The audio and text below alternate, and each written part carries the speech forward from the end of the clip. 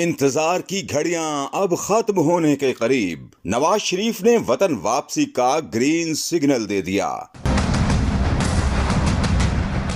जल्द रिलीफ मिलेगा, मुस्लिम लीग नून के कायद की अवाम को यकीन दहानी।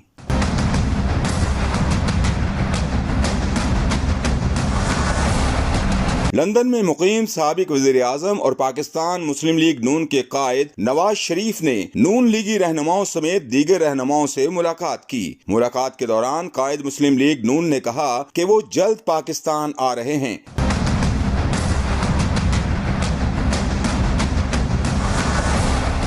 नवाज शरीफ ने चेयरमैन तहरीक इंसाफ के हवाले से बात करते हुए कहा कि गुज़श्ता 4 साल के दौरान इमरान खान ने मुल्क को भंवर में फंसा दिया। वफाकी वजीर खजाना के हवाले से बात करते हुए नवाज शरीफ ने कहा कि इसहाक डार पूरी कोशिश कर रहे हैं, इंशाअल्लाह महंगाई कम करेंगे, अवाम को जल्द रिलीफ मिलेगा और मुआशी हालात बेहतर होंगे।